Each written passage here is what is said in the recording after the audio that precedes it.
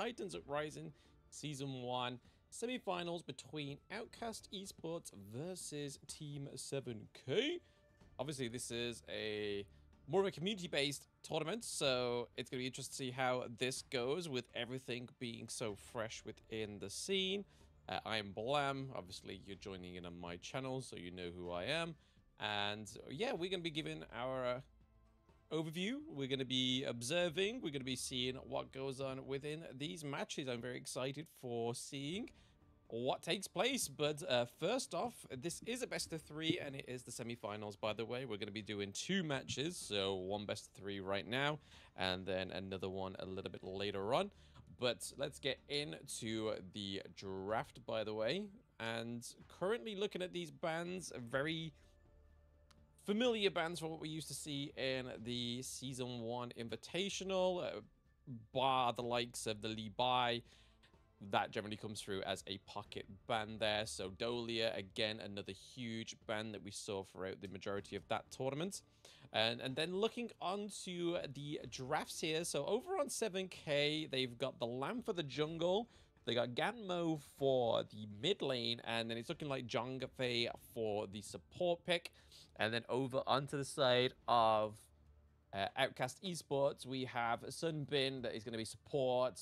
Mayin is going to be up into the Clash lane, and then we're going to have Princess Frost in the mid lane. So some big top tier picks coming through here, especially the likes of the Mayin. We haven't really seen Mayin come through in tournaments as of yet with the global esports other than Brazil. So it's going to be really interesting to see how these players pick up the Mayin and see how they adapt to this great tier 0 hero. So less about Mayin and me standing Mayin, but we're going on to the giraffes bands of second phase. So Byron gets pulled through there. So a few Clash lane heroes may come through here in terms of the bans. And then over onto the side of 7K, they've just banned Hong Jong as well, because of the farm picks not being picked up yet in both of these teams. And there we go, there's Charlotte. So another big hero getting taken out of the Clash lane there,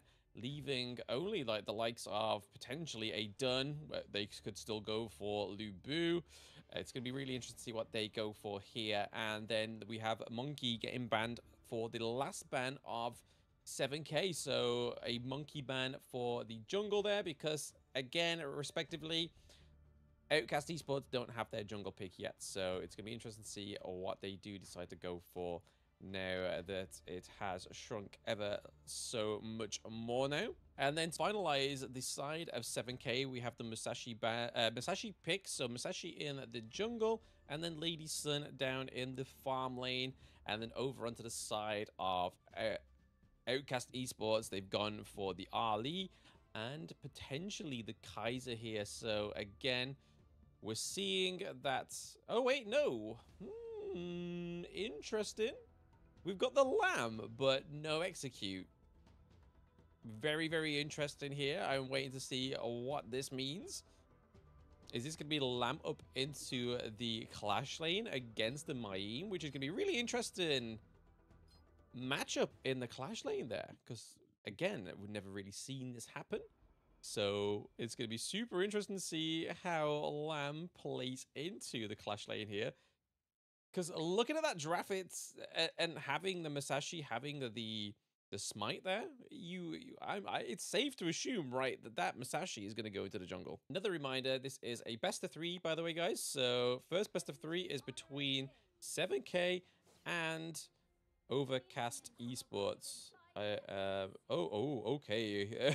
This is so much different in terms of observing for Wild Rift. There is so much more that you can see. This is crazy. Okay.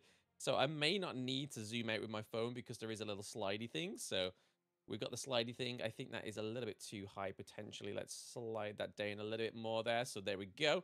But yeah, we're having the Lamb here up in the Clash lane. And we've got Jongfei starting already in the Clash lane as well to try and give that not so orientated hero up in the Clash lane a head start, it seems. But again, now going over to help the Musashi. But I think they were just trying to suss where they were going to go, where the enemy support champion was going to go, a hero was going to go, sorry.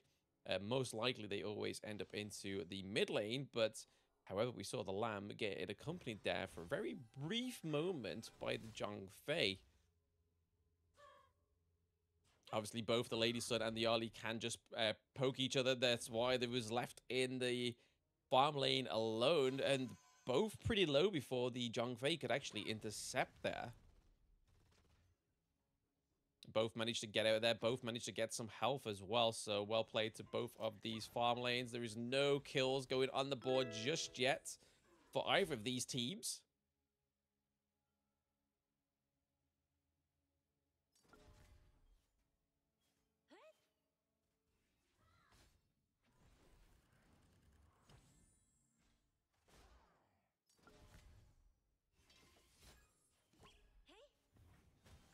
Interesting enough, we've got quite a bit of presence up here for Kaiser, looking to try and already sway the Clash lane into favor of the Mayin. And speaking of Kaiser, he's looking to use that teleport somewhere to aid his team. Is he not going to use it? Is he going to use it? What are we going to do? Where is the Kaiser going to go with that teleporting mechanic? He then goes into the mid lane, because there was a little bit of attempt there from 7K to try and get that mid lane pushed a little bit, but trying to repay the push from the Clash lane as well. But not a lot is actually going to go on, but for me to say that pre-4 minutes, not a lot's actually gone on. There's probably been more action gone on than most matches within this first 4 minutes. And we could see first blood now going over to a Rhino on the side of Outcast Esports. Princess Frost getting that nuke damage onto the Zhang Fei there. So unfortunately for 7K, they are currently down a kill. But as we know, it's all about that farm in HOK rather than racking up those kills. Yes, kills do mean gold, but as long as you've got that farming tempo on your side, that should be enough to completely negate the kill lead for yourself here. So Mayin looking for an ambush as well in the Clash lane, whilst we see 3 of Outcast Esports looking to try and take this farm lane turret already. But watch out, Musashi going in. He gets the double knock-up onto Sunbin and Ali does fall. Sunbin falls as well. Zhang Fei going straight to the backline, getting his revenge onto the Princess Frost, but it is Lady Sun that picks up the kill onto the Princess Frost there. So huge claim back here for 7K. Team 7K are really needed that there, because they were looking a little bit shaky. It's hard to determine what team was going to come out on top there, but after seeing that 3-0 trade for Team 7K there, you can honestly see that it's currently favoring 7K right now. Outcast Esports looking to go and pick up the Tyrant over the Overlord. We saw a potential, or at least a try for a steal there from Lady Sun, but Kaiser was just like, no, you are not getting that Tyrant. Kaiser going in, taking down the Lady Sun as well, denying the Tyrant crucial kill theft, and also looking to pick up the Zhang Fei, and it goes over the Sunbin there. Gan Mo not quite looking too happy with having to rotate behind that trio of madness on the side of Outcast Esports.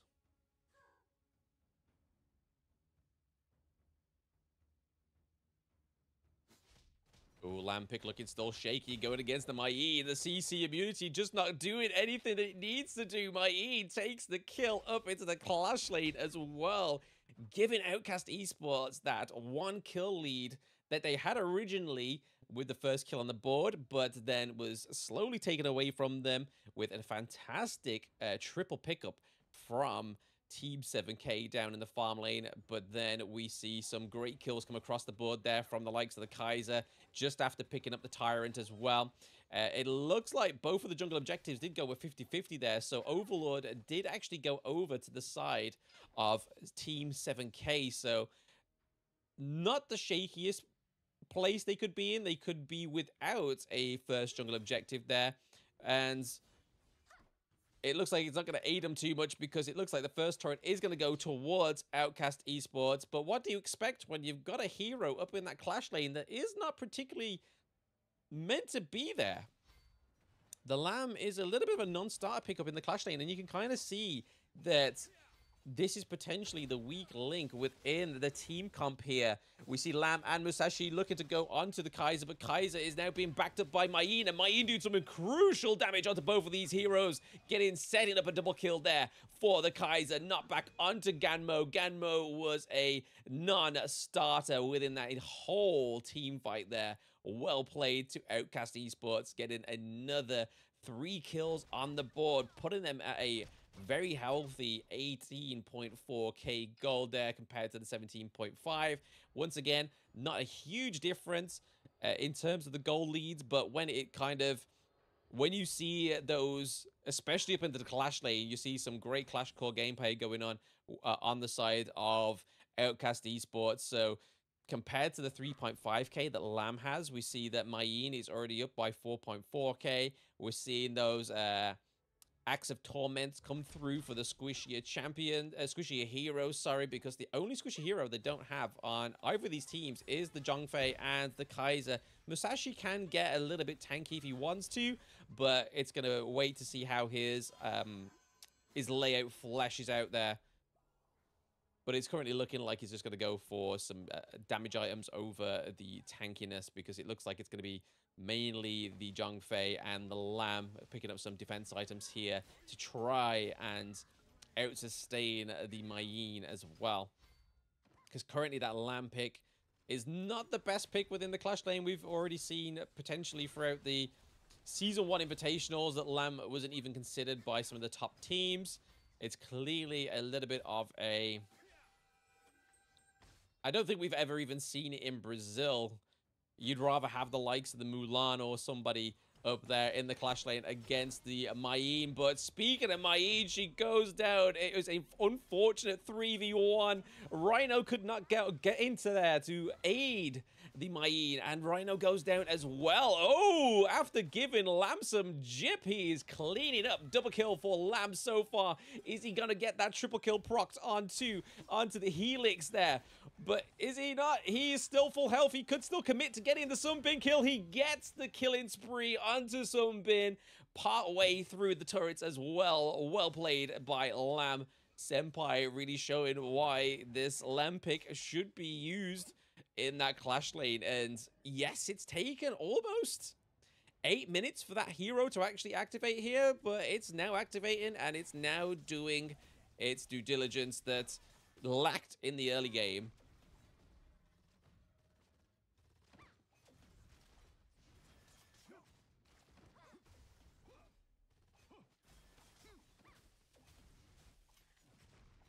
And it's looking like 7k going to pick up their first Tyrant in the game as well. So down goes the second Tyrant of the match, and it does go to 7k there. However, they do get the Overlord as well, so a great second half of the match there. Well, at least second half of the jungle objectives both going over to 7k, and that is Overlord and Tyrant secured, putting them now ahead of the gold. The overall gold is definitely in the favor of Team 7k, and Outcast Esports have got to do some serious work here to try and keep their heads in this game as well.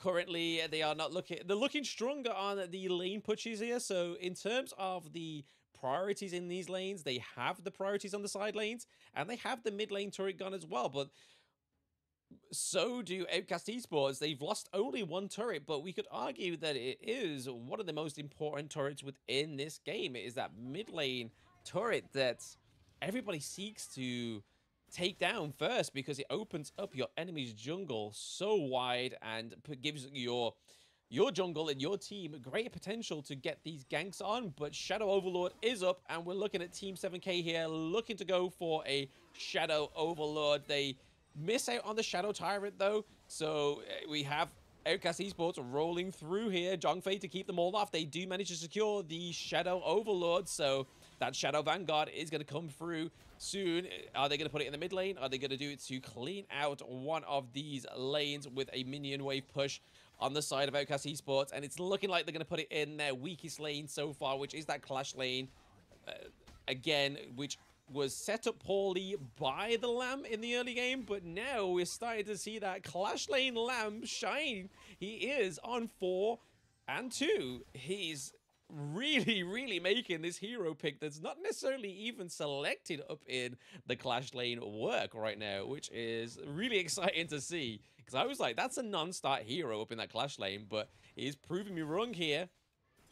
7K Senpai is definitely proving me wrong, and this game could still go either way.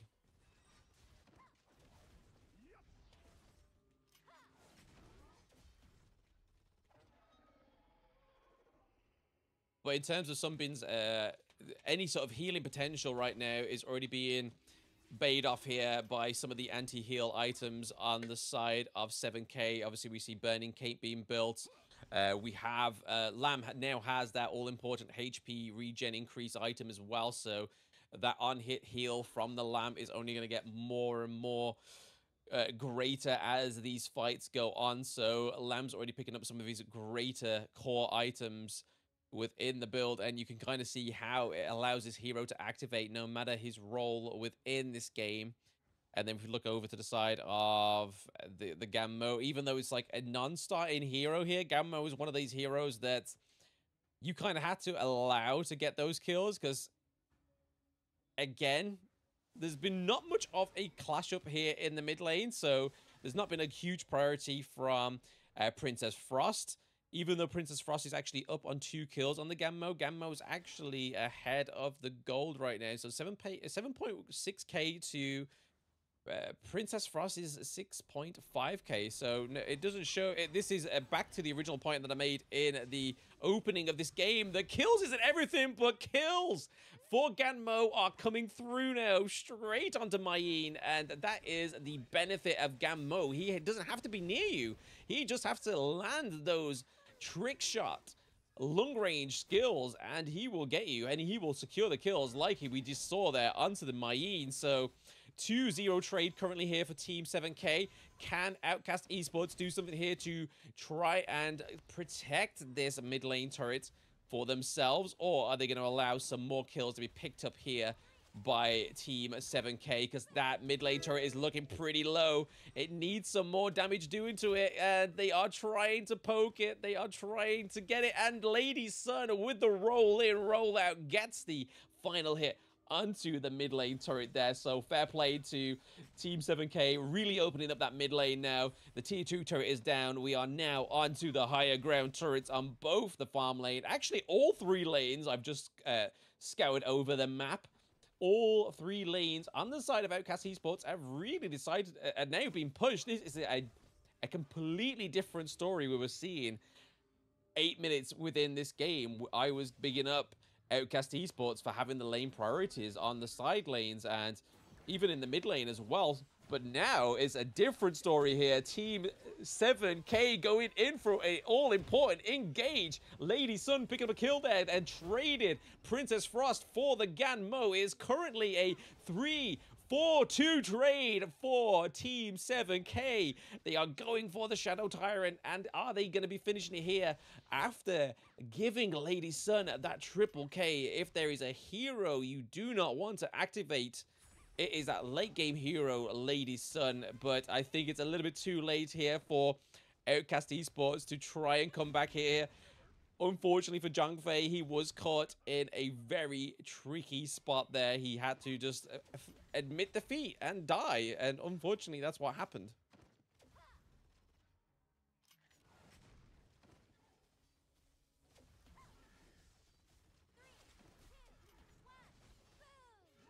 Shadow Tyrant being picked up here now, so they do commit to the Shadow Tyrant and take it down, because the Team 7K did actually decide to just let it reset, and then afterwards thought, you know what, let's pick up a few more kills here for Lady Sun. Let's get that triple kill on the board.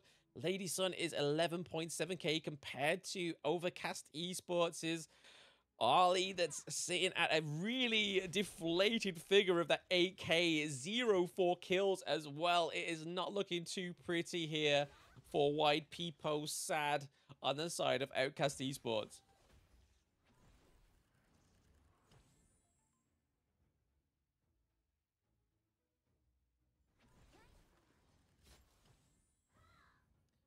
Team 7K really going here for the lung fight, because it was looking iffy. I have to say, the early game was looking iffy, especially when you got the likes of heroes like Lady Sun that are quite late game. We could class the Lamb here being quite a late game hero up in the Clash lane. Normally, he's able to farm a lot faster, get his items a lot faster if he is in that more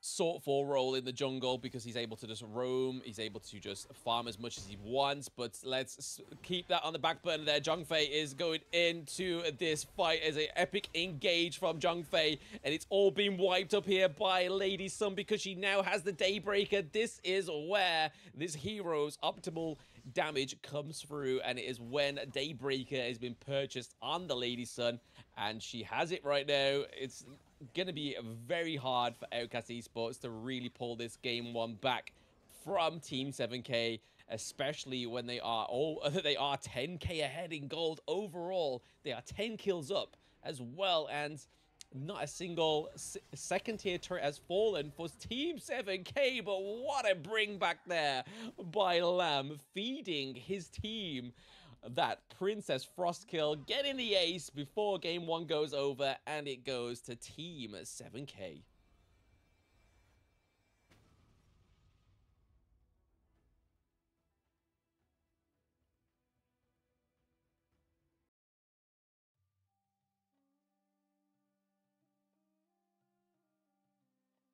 And just a little look there onto the stats just a little bit, because we do have to get back into the lobby. But surprisingly, we get a huge score here on the Lady Sun, because Lady Sun didn't actually start to shine as she normally does, because she is a late game hero in the late game, obviously. And we see that there with the 919, that triple kill before going for the Shadow Tyrant the second time around, before approaching and taking down that all-important higher ground turret in the mid lane. But shout out to this Clash lane pick here. The Lamb non-starting Clash lane pick really shined towards the end, and I have to give props to obviously Zhongfei as well. Zhongfei had some great engages within that entire fight. And over onto the side of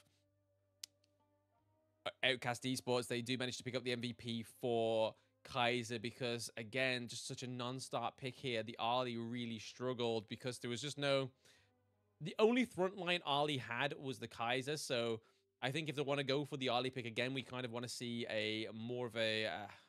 you don't really want two tanks on your team when it comes to Clash lane and jungle, but we do want to see a bit more of a sustainable hero there up in the Clash lane. But then when you come up with this pocket pick here, the Lamb, it's hard to kind of know what the notion's going to be, especially when you're going against the likes of a Zhongfei tank. You've got Lamb going for a tank build as well, and then Musashi, we know, can be quite tanky and can have a quite a bit of a sustain to himself as well. So foul play to Team 7K taking the first game on the board here, but it is a best of 3. We could still see Outcast Esports come back. We are getting into game 2.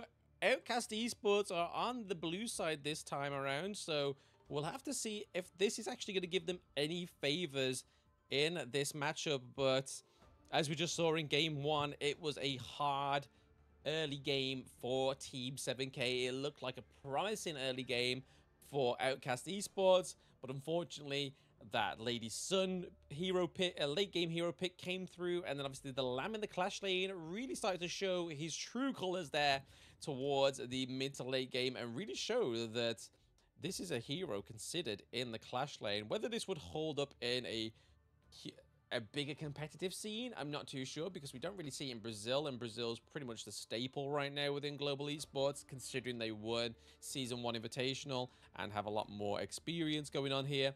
But that Lamb pick was definitely interesting. I definitely want to see a little bit more of that, but I don't think it's going to come through in Game 2. I'd be very surprised if we see the Lamb pick come through in Game 2, but let's have a little bit more look on these bans here. So 2 mages straight out the gate banned on the side of Outcast Esports. We have the Princess Frost, which we know they picked up in Game 1.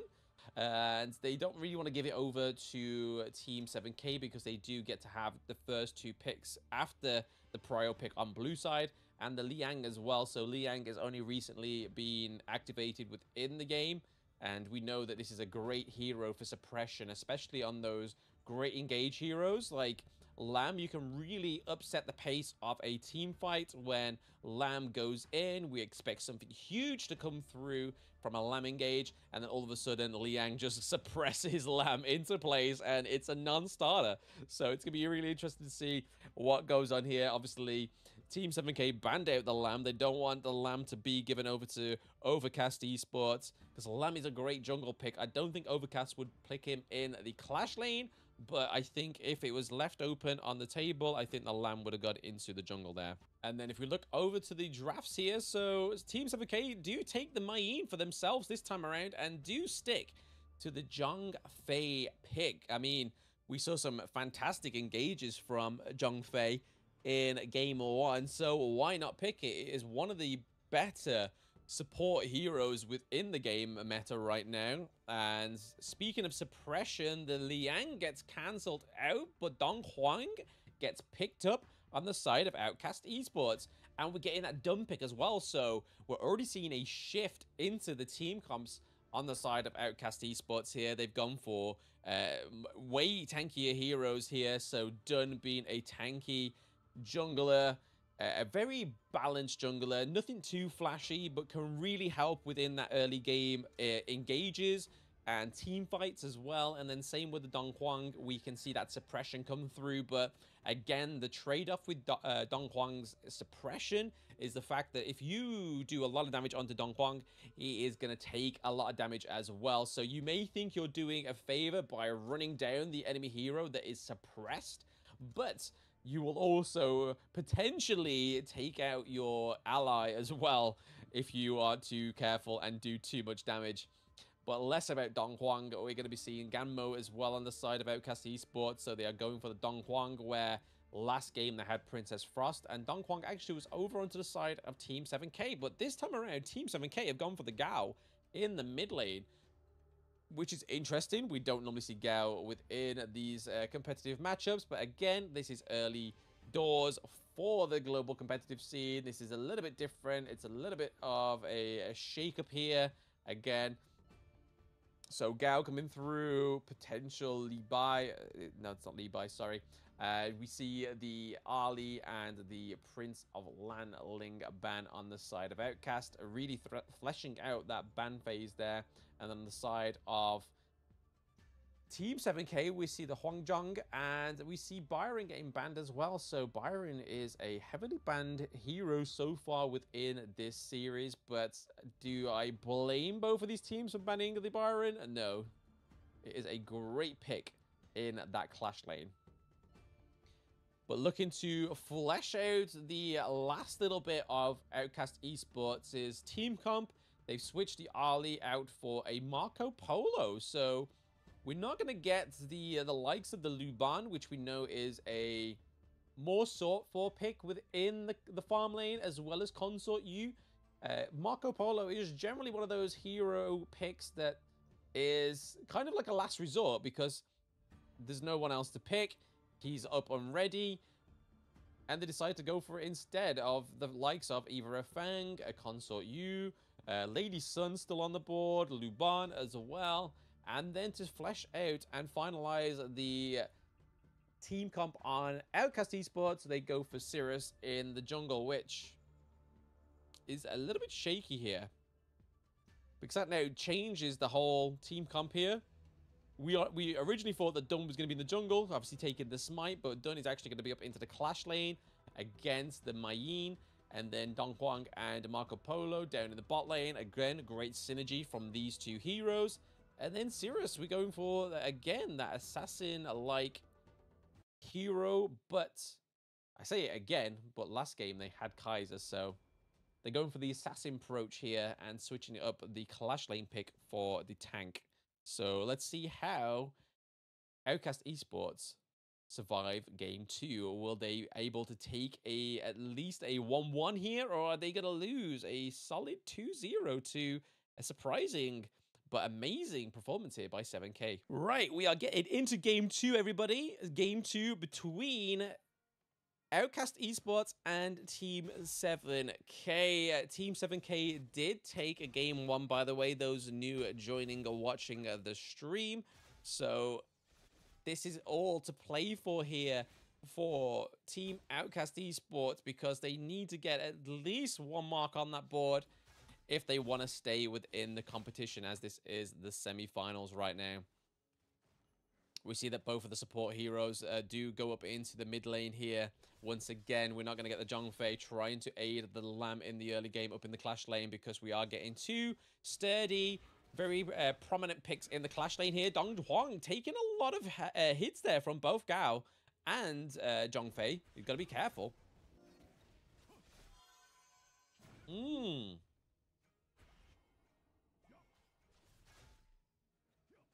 Got to be very careful. He's taken a lot of damage. I know later on down the line, Dong Huang will be a hero that's going to be hard to run down on the side of Outcast Esports. But right now, he is still quite squishy. But first blood going over to Team 7K. A little bit of a change here. Cirrus completely taking the team fight in his own way, but to his own demise. Cirrus actually... what could have been a split team fight really hindered everything there for Team Outcast Esports, because we saw Cirrus trying to take away the team fight there, especially the enemy jungler, to try and keep him away from the Zhongfei and the Gao, but it just went completely south thanks to Cirrus there. Gamma went down first, then Dong Huang, and then that was it. It was Cirrus was open season on the Cirrus there for Team 7K. So unfortunately, already 3 kills down. Team Outcast Esports really have to play this early game a lot more careful than they originally thought, because now it's pre 4 minutes. There is no Tyrant for another minute and 20 seconds. So if they're even dreaming of any sort of attack damage buff or movement speed increase from the Tyrant or any help from the Overlord, they've got to think again. Gao aggressively pushing the Ganmo there with the help of Zhongfei, but again, the mid lane has been frozen here. There is no minions here, but the enemy jungler is straight over the wall and looking to... and even this fight, this 2v2, is becoming a shaky 3v2 right now.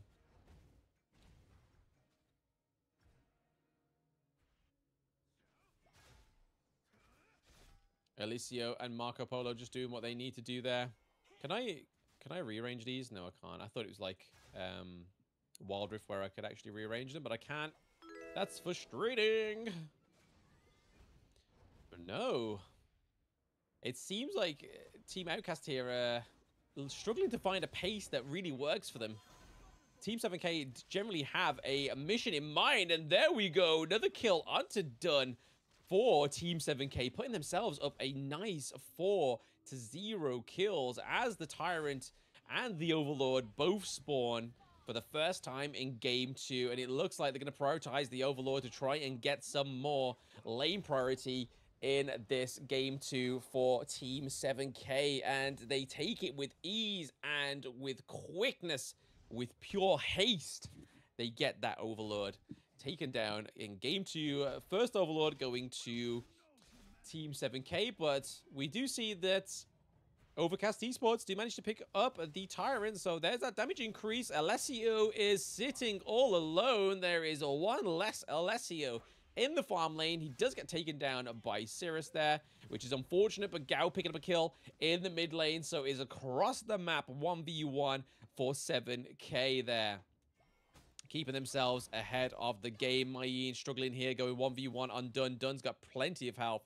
That shield, those enhanced attacks as well, is something that Mayin is struggling 1v1 with, but Mayin's still not lost a life here, so no gold goes over to Outcast Esports in that respect. But suppression onto the Huang Zhong is a very interesting one, because he's going to take a lot more damage compared to the Dong Huang, and they don't actually receive anything other than to force the Zhongfei out of the team fight to recall here, but that's not the kind of hero you want to disrupt the tempo of the farm of, because he's just a support. He's just roaming to give vision, to give aid to these lanes that are the ones that you should really be disrupting the farm for, because if these start to get ahead in the gold, which pretty much they are, other than the Mayeen, but Mayeen is slowly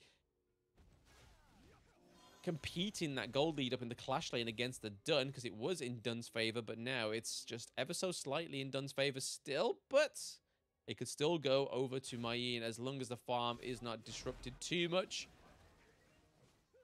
Outcast Esports really need to figure out what they're doing in these team fights. I don't think their team comp is quite as good as the team fights on the side of Team 7K here.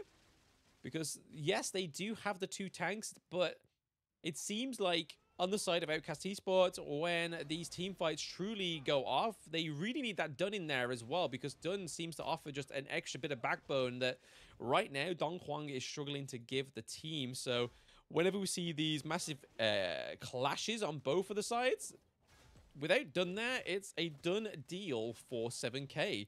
7K are able to pick up these great positive trades for the team, and they're currently showing that they can, because they are 5 kills up here, so 5-1.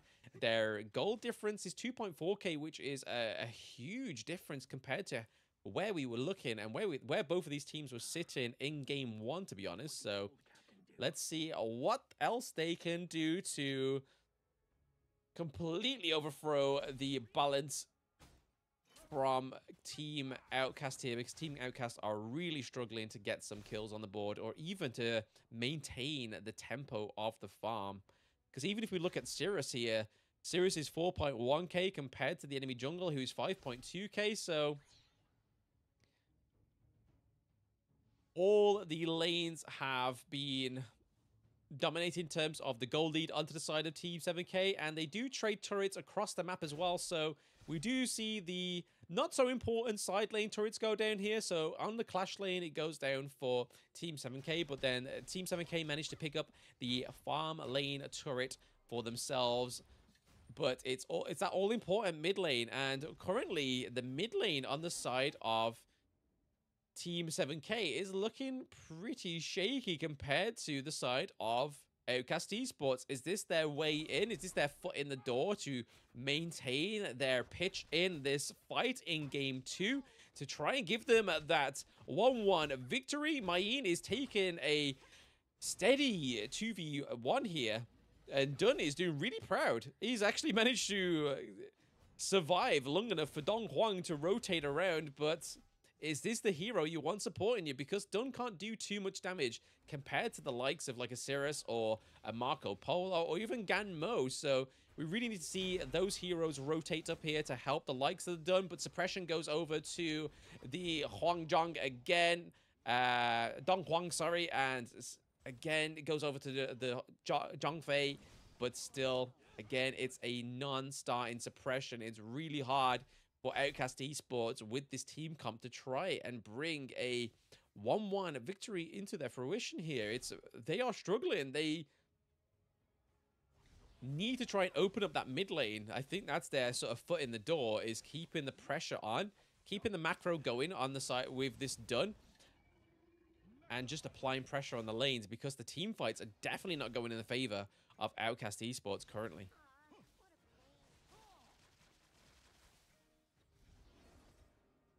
Team 7K obviously have the Tyrant power buff as well as the movement speed increase also now, so having that lightning procced onto the minion wave is just going to make the potential of Team 7K greater, with being able to clear these minion waves a lot quicker thanks to the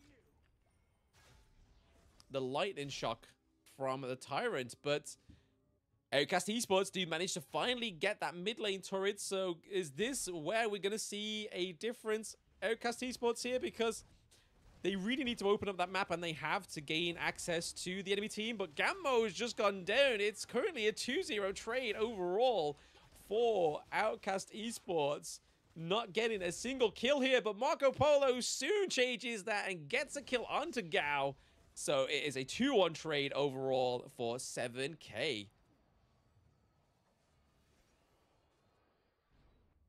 That was definitely needed on the side of Outcast Esports, though, because they are looking pretty shaky in terms of the kills.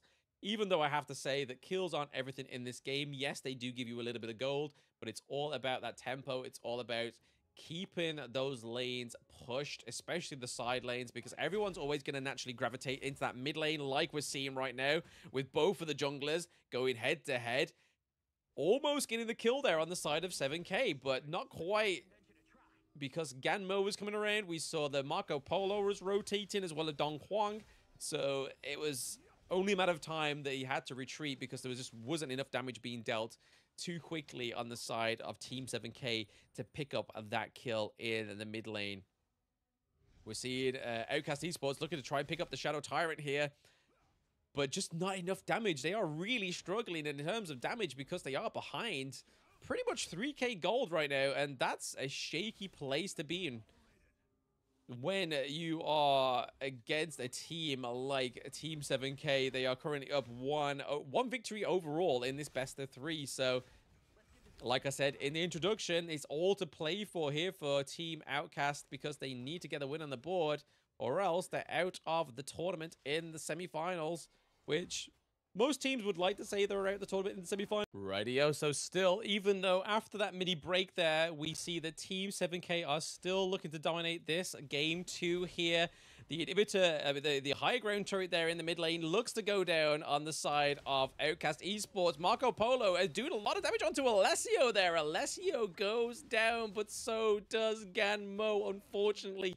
So again, another 2-1 trade for 7K as they're trying to flesh out the end of this match for themselves, but fair play to Overcast Esports. They've managed to outlast the last game because we see the likes of the Tempest Dragon coming through as well, so we could see all the way to the Tempest Dragon. And could this be Outcast Esports' foot into the door to get a victory in game 2? They are pushed the mid lane all the way.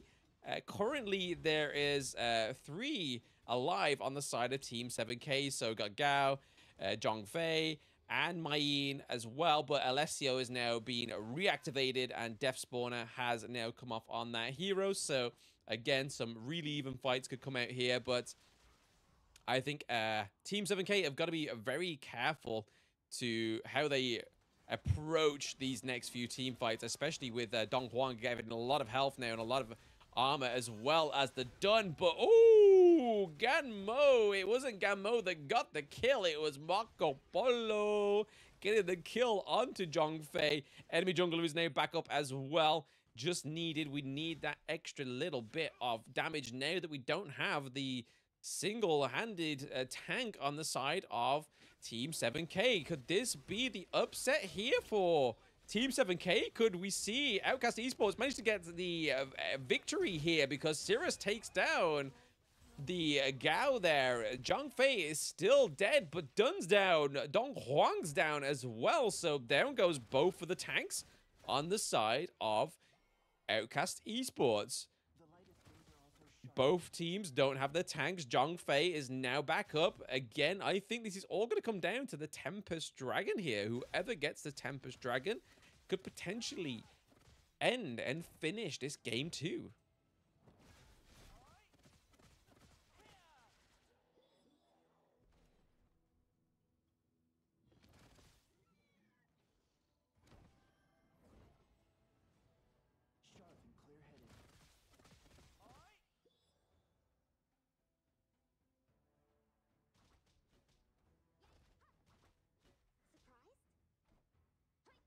Surprised?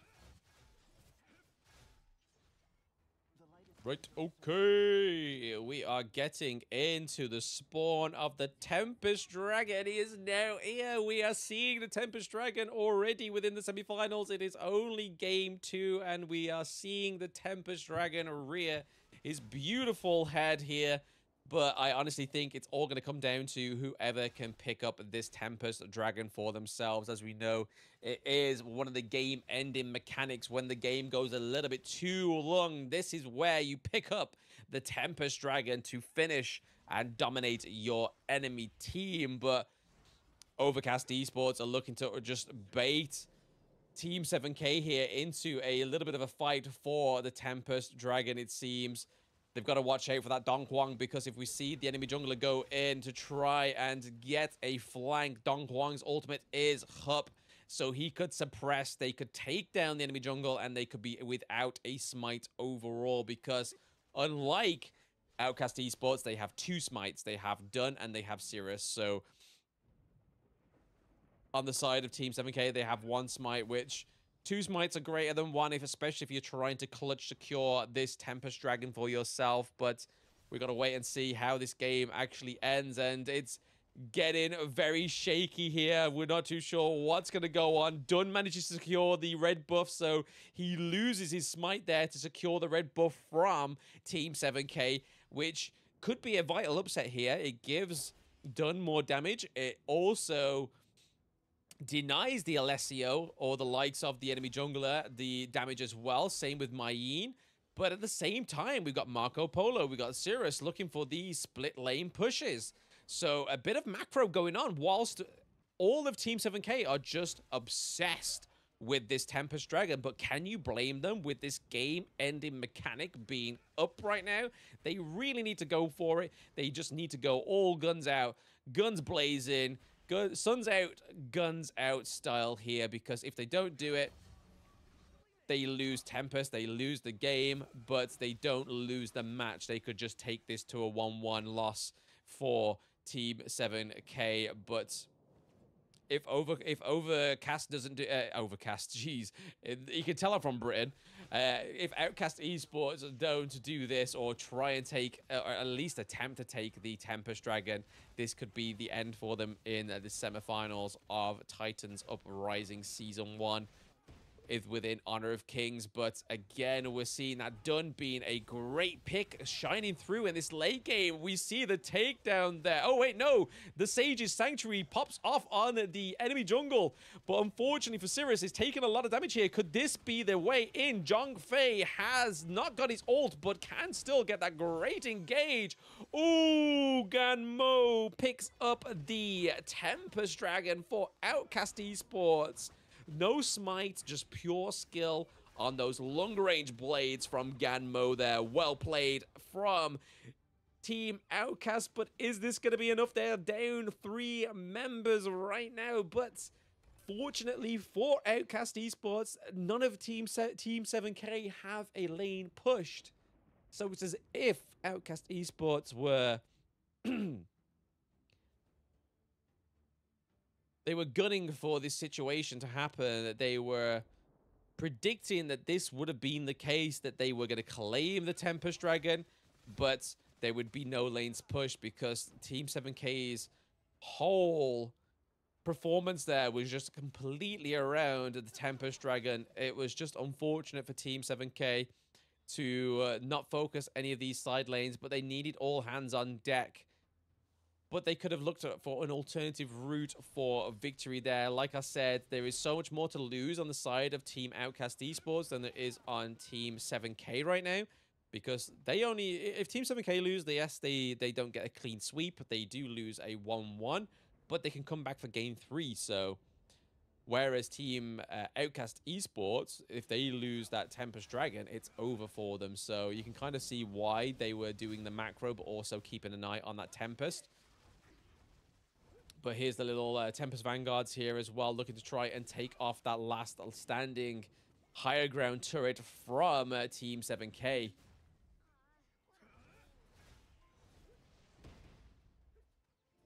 Zhong Fei having that ultimate goes in on the engage, but Dun is into the high ground turret, takes down the high ground turret whilst they are focusing.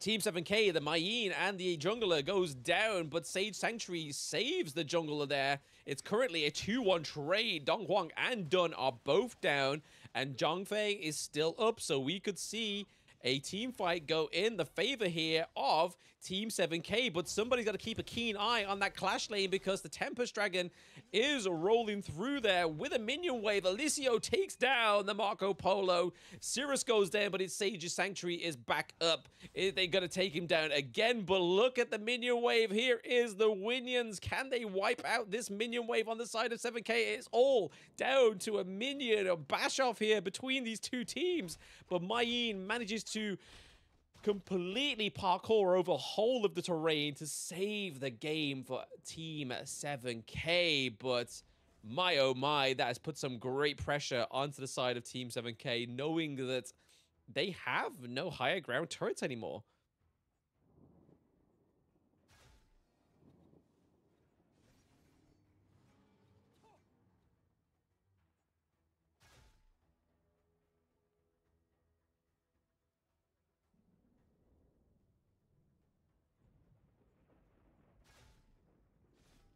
Oh, the Tempest Dragon is now up. Is it going to go to the side of Team 7K? Oh, Outcast Esports going to be a little bit too late. No, the Ganmo Blades did not take the Tempest Dragon this time for Team Outcast Esports. However, it does go over to the side of 7K, but can 7K stay alive long enough to actually see the Tempest Dragon come into fruition here and give them a great solid push into one of these lanes? Because Zhang Fei is down, we have Gao down as well. There is only 3 standing members of Team 7K, whereas the whole of Outcast Esports are here to stay. But for how long? And will they take Game 2 victory here from Team 7K? And it looks like they will, because Dun's going straight into the crystal there. We're getting an aerial assault from Sirius, but it is looking like it's going to be a victory here from Team Outcast with a 1-1 victory, taking this game to a full best of 3 in the Titan Uprising Season 1. And wowie wow, what a Game 2. What a contrast to Game 1. Game 1 was looking shaky early game for Team 7K, and then all of a sudden, that fantastic Clash Lane Lamb pick really shined there for themselves in the Clash Lane with the assist of obviously Zhang Fei as well. I honestly think that if the Zhang Fei survives the banning phase in Game 3, it could be the screw over that's going to happen to Outcast here, but the Dun picking up the MVP here with not a single kill on the board. We see a dual support team comp coming through from Outcast, and really well played by Kikush here on the side of Outcast Esports. So fair play to the team. Did fantastic there. MVP going over to Alessio at the end. Just couldn't quite do enough damage there with that dual tank team comp going on the side of Outcast Esports, especially once Zhang Fei is down. So unfortunately for 7K, they do lose Game 2, but we do get a Game 3. So I don't know what I'm more excited for, the fact that it's not been a solid sweep, or we're going to get a full best of 3 here between these two great teams. From the side of Outcast, you could say it was lackluster, but from the side of 7K, you could say it was quite a fruitful victory in Game 1, especially with the pocket pick that is that Lamb in the Clash lane. But Game 2 really fleshed out both of these teams and showed why they're in the semifinals of Titan Uprising Season 1. But we are going to get to the finale within this match. This is the all-important Game 3. No matter who wins this one is going to go into the semifinals, because this is the last point that they can get to secure their place in the finals of the Titan Uprising Season 1. And we're seeing the same bans come through here. So Princess Frost getting banned on the side of 7K, and then Lamb getting banned on the side of Outcast Esports here. So they saw the Lamb come through once. They are not letting that Lamb come through again. But I'll be very surprised if we don't start to see some really big comfort picks come through on the side of both of these teams to try and get that last point on the board, because who doesn't want to go through to the next round? I mean, that's the whole point that these teams play these games. So Dolly getting banned here. So again, another great pick. So we won't be seeing the likes of the Lubu up into the Clash lane. So Lubu has some two great ultimates, 2 great leaps, especially if your enemy team has some really squishy backline that you are trying to get to, especially if there's 2 tanks on the enemy team, like we saw on the side of Outcast Esports. And then the Gammo actually gets banned this time around. So Gammo being available for both Game 1 and Game 2, switched sides between both of those games and was played very well.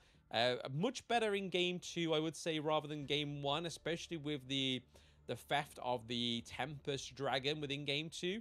I thought that was well played, but oh, me oh my, one of my favorite heroes, Liam Poe, coming through on the side of Team 7K. This is very exciting. I am a Liam Poe stan.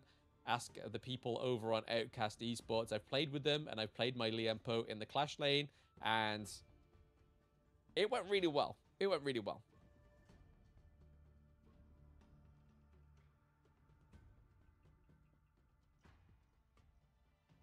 Don Juan coming through once again on the side of Outcast Esports. They are looking to commit with that pick. They really like it, and they played it very well.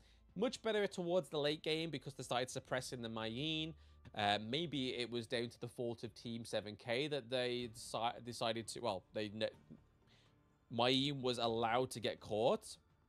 But wow, what a shift here. So we're not going to get the Zhongfei come through, but we're going to get the Liam Poe and we're going to get the Dun. So we could see a Zhongfei ban here, but with Outcast Esports picking up the Dong Huang, I don't think Zhongfei will actually come through because we don't see Zhongfei come through as a different lane, only support. But Team 7K do pick up the Dr. Bian as well, so very interesting. We have the great damage over time. We have those dots that go onto the enemy heroes, those stacks of damage, but also stacks of healing as well. So again, a great utility within that mid lane, but also a shaky hero to pick because it can go very topsy-turvy with that hero pick of Dr. Bian. But we're on to the second phase of bans, and Ali gets banned out again. But there's still quite a few ADCs to pick from. We have the likes of Luban that nobody picked last game. We have Lady Sun. We have Consort Yu. I mean, Lady Sun was a great pick for Team 7K. Maybe because they're going for 2 tanks, we may see Lady Sun come back out again because we know that having that support for this late game hero is a great thing. So we'll see.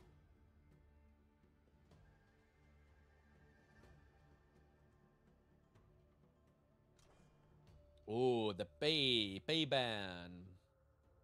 Bay gets banned here on the side of Team Outcast Esports.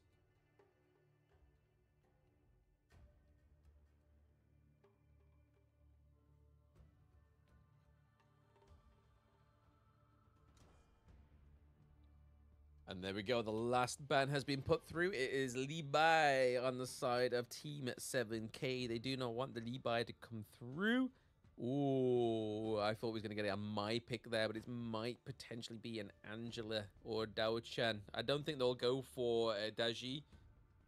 Hey, a Muzi could be a great pick there, but actually it could be a fantastic pick to go against a Dr. Bian because if you can long range stun Dr. Bian, he can't proc those stacks onto you. I've personally faced that in solo queue, and it's so annoying. But they decide to go for the Angela anyway, so once again, Angela, a big pick in the mid lane. I'd say quite a biggest pick as the Princess Frost, because when these 2 heroes are taken off the table, Princess Frost and Ganmo, we generally see Angela come through, especially onto these teams that can't quite handle the flashiness of the hero Mai. So they go for these mage heroes because it's a lot easier to play them in the mid lane. It's a little bit more of a less flash, but more utility, especially with the likes of the CC immunity from Angela. If they're going to try and focus the Angela, she has CC immunity, so you can't really get to her. And then obviously you have that long-range beam and the stun and the knock-up as well. So a great long-ranged mage to flesh out Outcast Esports team comp, and they go for the Menki in the jungle. And then over the side of Team 7K, they pick up the Fang, and they go for Luna. Ooh. So Luna means one thing, and one thing only. Outcast Esports really need to starve that Sage buff from Luna, because if Luna doesn't get that Sage buff, she basically becomes a minion. It is not fun playing Luna and not having that fantastic cooldown reduction from the Sage buff, and also not having that mana regen as well. So they're going to be very careful on how they play this Luna, and if they allow Outcast Esports to completely dominate that Sage buff camp, it's going to be unfortunate for them. It's going to be game over for Team 7K, because they do have quite a bit of squishiness there, but they have the Liempo, they have the Dun, so they have a great front line.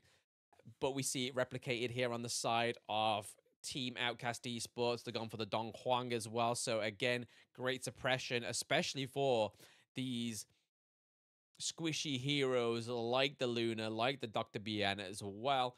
But then they also have the Menki also. So Menki can do Menki things. We can see some great things come from the Menki. We've saw it many a times on the team VKS, especially within the Season 1 Invitational. Menki in the jungle there was a great pick from VKS Danny. So it's clear that some of these teams have been really learning from a Season 1 Invitational, and just makes me even more excited for some of these players, or some of these teams even, to get involved with the main line esports of Honor of Kings. It's all very, very exciting right now. But here we are into the all-important Game 3. Both of these teams want to win this one, because it does mean they cement their place in the finals, whoever wins this match. But currently looking like a tricky matchup here in the mid lane for both of these teams, because you've got Liempo taking the hits from the Angela, and then Dr. Bien is definitely giving some harassment onto the Dong Huang. Dong Huang completely missing out that CC though from his first ability after those stacks. I'm just going to zoom a little bit in here, guys, because I feel like I was a little bit too far out. But once again, support in the mid lane, it is classical meta as it is. Fang and the Marco Polo in the farm lane just doing what they need to do. But Menki's also down there to offer some support. Ooh, Menki already level 4 as well. So that's going to be an interesting thing for these teams. Got to be careful. Liempo is very low in level 2 compared to the level 3 on the side of the Outcast Esports as well. So we're already seeing a little bit of a difference here between the support picks on both of these. But you can kind of see that this Dong Huan pick is a comfort pick for Helix, because he did such a great job in game 2, especially with the suppressions in the late game onto the Mayin. So I expect we're going to see a lot more of that in game 3, because that's the kind of thing you're going to need to do to lock down the Dr. Bian, or even the likes of the Luna as well. But so far, we've not really seen much of an effort to try and negate that Sage buff from Luna. But Fang up into the mid lane, trying to do some damage onto Dong Huang to try and secure the first blood for his team. The history of the first blood already. First game went over to Outcast Esports, and then second game, the first blood went to Team 7K. So it's going to see who is going to pick up that first kill in both in this last game within this best of 3. All to play for. Dr. Bien looking pretty low. There we go. The Angela picking off Dr. Bien in the mid lane, because Dong Huang gives her support indefinitely to that mid lane, giving Angela that early start, that early lead that mage needs in the early game. Because if you were to leave both of those heroes in the mid lane, it's hard for the Angela to really try and avoid the pokes, because she's not the most agile hero. She cannot get around too quick. Whereas Dr. Bien just fires it in a straight line and still manages to get procced those stacks onto the enemy heroes as well, and also heals himself. So again, quite a poke intensive hero in the mid lane. But thanks to Dong Huang, we see that first blood once again goes over to Overcast Esports. Outcast Esports. Oh my. Win condition is the Leona.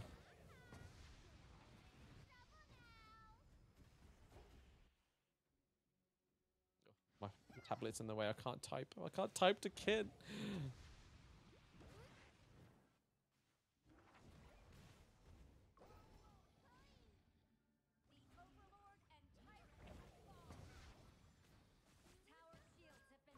right? So Tyrant already being aggressed here by Outcast Esports. Are they going to pick it up? Oh, they leave it for the mid lane to get the last hit onto the Tyrant, securing the Tyrant for themselves. But it is an even split here for both of the teams. It is 50-50. The Overlord gets taken out by Team 7K. And then once again, we see the Tyrant go over to Outcast Esports. Outcast Esports really showing a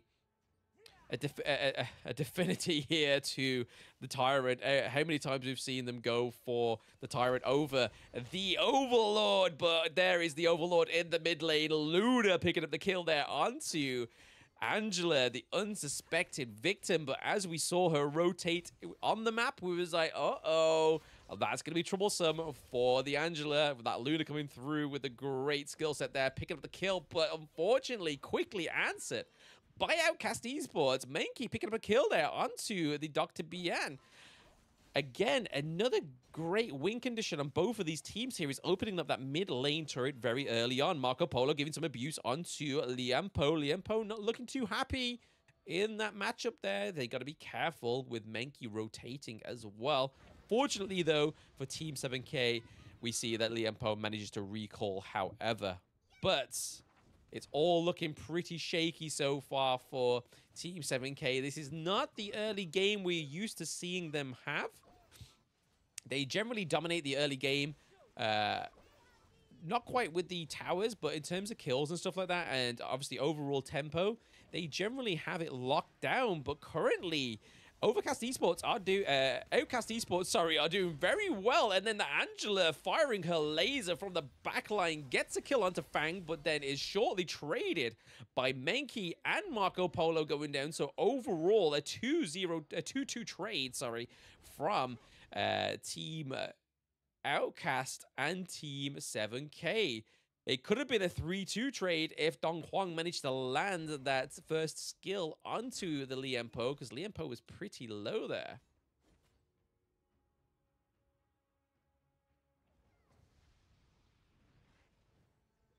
When we're starting to get into these sort of like mid to late games here. Oh, okay. The minions almost took down the mid lane turret. That could have been catastrophic for Team 7K there, to not only lose a side lane, but also to lose that all-important mid lane turret. That could have been detrimental to both for the team and obviously the enemy jungle, because that then opens up Luna's blue buff as well, which would be very unfortunate for 7K Kazi there. So they need to try and hold on to that mid lane turret as much as possible, because as soon as that goes down, that Sage buff is pretty much anybody's game on the side of Outcast Esports if they decide to make that their prominent way of negating the Luna pick. Byron picks up the Axe of Torment for the squishy heroes on the side of Team 7K, but Kakash gets out of there. Kikush, sorry, gets out of there as well, of that 2v1, that sticky 2v1 between Dunn and Luna. They can both dive onto a hero like Byron, but he's doing pretty well. He hasn't died yet. He is definitely ahead of the Dunn ever so slightly in the gold lead. So, again, all to play for. Just got to keep maintaining the macro in these side lanes, I believe. And they're trying to take that mid lane turret because, again, I can't iterate how important that mid lane turret is to maintaining that guaranteed Sage buff for Luna.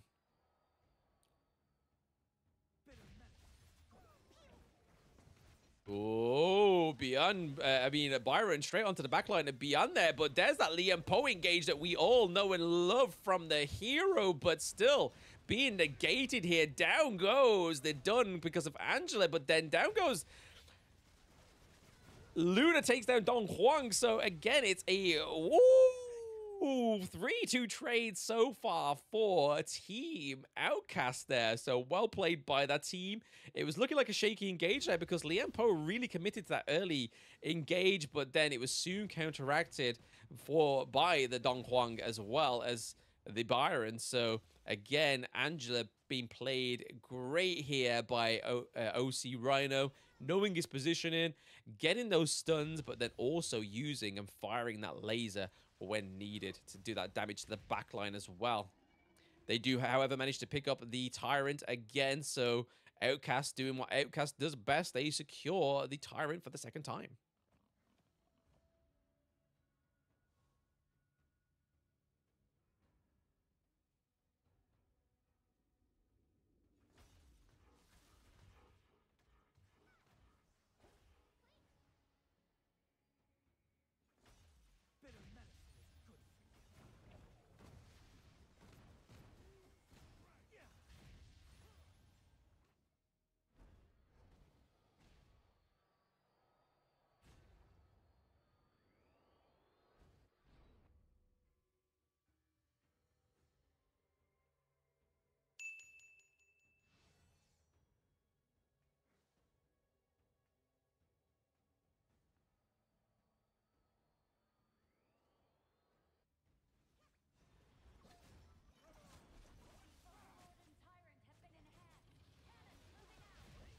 Cannons moving out. Anyway, sorry, I was just replying to chat there, so a little bit of silence, a little bit of a break from Blam's voice, but Bian getting taken out again. Unfortunately for blue side here, they are really focusing this very situational hero. He needs that lead to push the games in the favor of blue here, but red team having great burst, having great suppression onto the Bian. If it's not the Dong Huang getting it, it's then we're seeing Kikush go through with the Byron, being able to dash through, knock up, and then get that great shield, that great AoE damage as well onto the enemy team with his ultimate. So they have to be careful. They kind of have to nurture and look after this Bian in these team fights if they really want it to work into the late game, because we're at that 10-minute mark. So this is as late game as we're probably going to get. I don't think we'll probably get to the Tempest Dragon like we did in game 2, just because of how much burst we have on the side of red here. And the fact that the mid lane turret has been taken down, the enemy jungle for, well, the Team 7K's jungle is now wide open to red team. Suppression coming through onto the Luna. Luna goes down. Angela doing some great suppression, but here comes Dr. Bian. He takes down Byron for the first time after those great engages for Byron. He does meet his maker, which is the Bian here. Liam Poe trying to keep him still alive, but Marco Polo goes down as well. Currently a 3-3 trade. Menki and Angela try to pick off the Dun. Here comes Liam Poe to support Dun here, but is it going to be enough? The damage from Angela just doesn't get the distance it needs. Can it go the distance? It cannot. But what can go the distance is picking up this Sage buff from Team 7K and suffocating that Luna and her cooldown reduction and mana regen.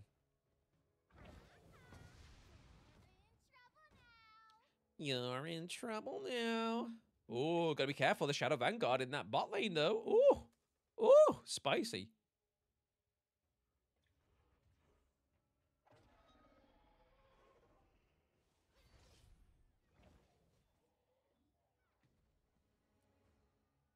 Byron's on the hunt. He's on the hunt. He was looking for some early camps there. He wanted a little bit more gold for himself. Currently behind in gold now compared to the Dun. Oh, that's gonna hurt. There was a point in time where Byron was actually ahead of the gold there in the clash lane, but currently looking a little bit shaky for himself. It's not quite working out the way he wants to. Dr. Bian putting that early pre-team fight damage onto the side of Outcast Esports here.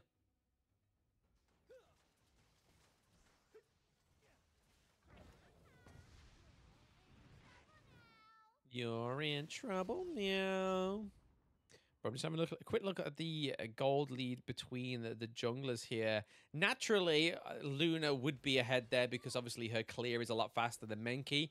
Menki, again, is a different kind of jungler. He's not the assassin type jungler. He not necessarily is tanky either, but he can do damage when he needs to, but again, is used in a completely different way. Mainly those bubbles doing those great little bits of damage before these team fights even start. But this Fang is really doing well to keep that Byron riddled down, so he can't really have the privilege of that health, that full health, full shield Byron when he goes in for those great backline engages.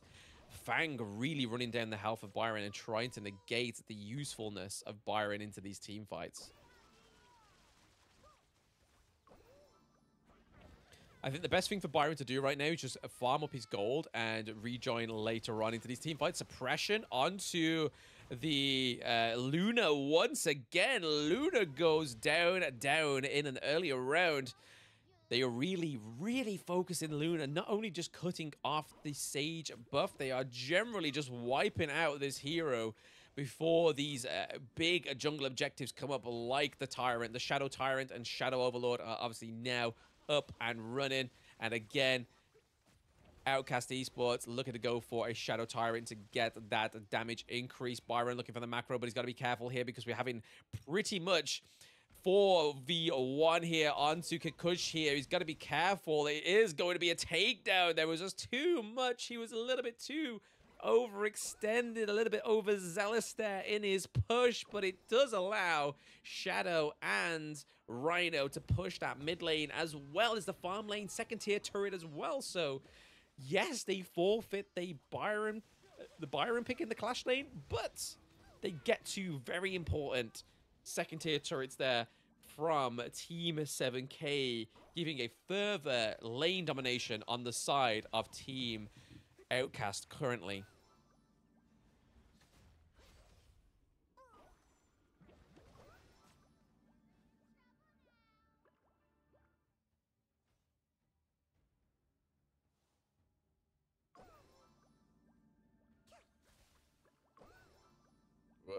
Oh, there's a little bit of a calm before the storm moment seeming to happen here. We've got everybody pretty much accumulated in the mid lane towards the Shadow Overlord. I feel like this may be where the fight is heading, is either getting this mid lane priority with the minions. They're waiting for those minions again once to spawn.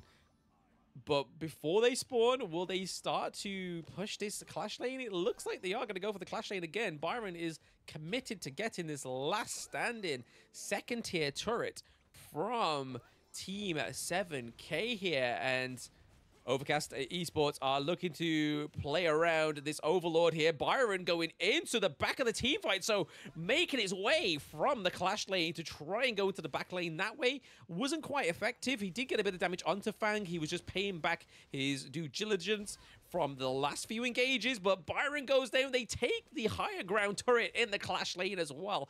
Marco Polo takes down the Dr. Bian as well, so forcing that team fight into the favor of Outcast Esports as they are going to take the Shadow Overlord as well. They had multiple ideas, multiple targets within that entire engage as well. There was like, right, okay, let's focus the Clash lane, then let's get Byron back into the fight. Let's keep those minions pushing the Clash lane as well to get the higher ground turret. And then once we kind of take out one of their teammates, we could then go and try and start for the Shadow Overlord. And they did.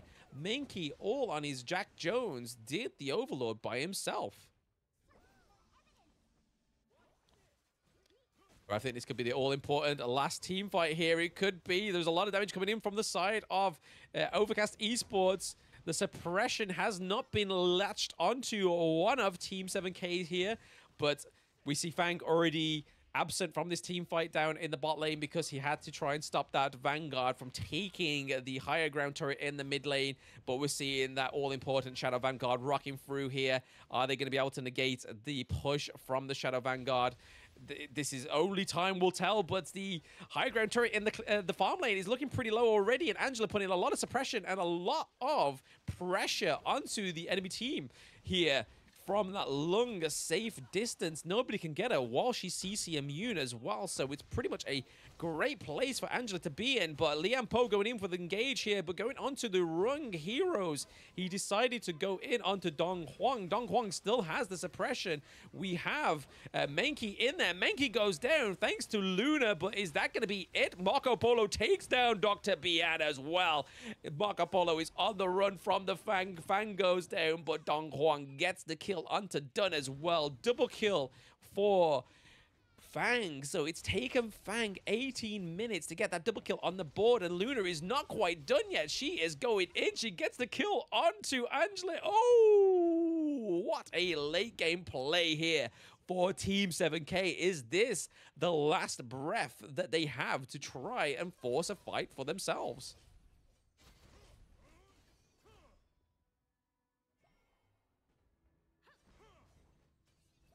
This could be the turnaround here for 7K. They're putting that lane priority, but they've really got to make sure they pay attention to those minion waves in the side lanes, though, because that could be their way, Outcast Esports' way into the victory again, because this is what we saw last time.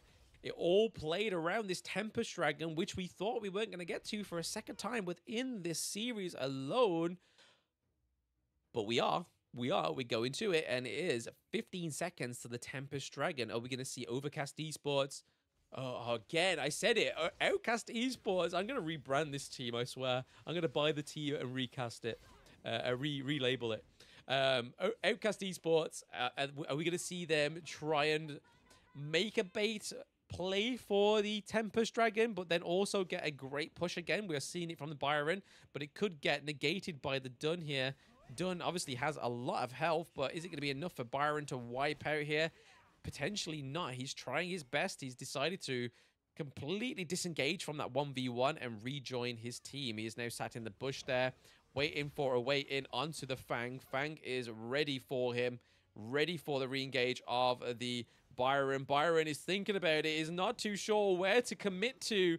There is too much information going through his brain right now, but Liam Poe with a great engage onto the enemy team, looking to force a reset or at least force entrance onto the Tempest Dragon, but Menki goes down. There is no smite anymore on the side of Outcast Esports, which could be very troublesome here into this Tempest fight. We still have Luna alive. Kazi is in there, but Marco Polo takes down the Liam Poe. Luna is still alive. Angela as well, still forcing the teams away from the Tempest Dragon, whilst we have Kakush looking to push that Clash lane to the Crystal.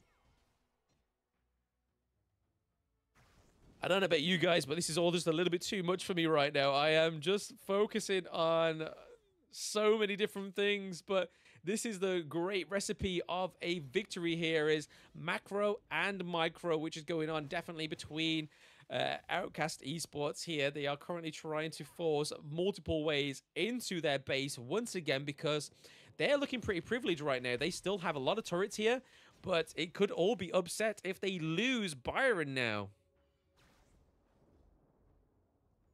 Byron having to dash out and try and keep his distance from the Fang. Fang is also going to get some backup here from Dun, it seems. Dun is on the run to try and help the Fang look to try and take down Byron, but Byron is still committed to that Clash lane. And the rest of Outcast Esports are committed to this Tempest Dragon. Can they get it? Oh, Angela steals it once again. So first game, first Tempest Dragon was stolen by Rhino, and then the second one was stolen by Rhino again. So the mid lane are really showing some great potential here for Outcast Esports. One last team fight on the side of Team 7K. Can they do enough to wipe out Team Outcast here? But it doesn't look like it does, because they are going down. There is almost a potential ace. Dun goes down, and the victory goes to Outcast Esports. They make it into the finals with a 2-1 victory over Team 7K. Wow. Yeah, wow. Rhino definitely deserving that MVP. I was like, as I was saying, I was hinting towards the end game, sorry, towards that closure of game 3, that he deserves MVP of game 3. But Liam Poe getting MVP on the side of 7K. We saw some really good engages there, some really great team fight setups for Liam Poe, but it just wasn't enough. I feel like we noticed it more times in that game that Dr. BN just didn't quite have the activation that we needed to. If it wasn't for the Luna, I think that game would have been over much sooner than it needed to be, because we saw the Tempest Dragon once again. Unfortunately for Team 7K, they played valiantly in game 1. They played great in game 2, but didn't quite play the macro correctly. And then in game 3, it was just a little bit of a all-out brawl, it seems, as well as trying to maintain the tempo of the farm as well. We saw multiple ways that could have been the victory for 7K, especially when they got that wipe on Outcast Esports, but unfortunately for them, they just didn't have the lane push. It was just a little bit too unfortunate for them. So GG's, well played to Outcast. They managed to get the victory, a 1-up onto 7K, so well played to the team.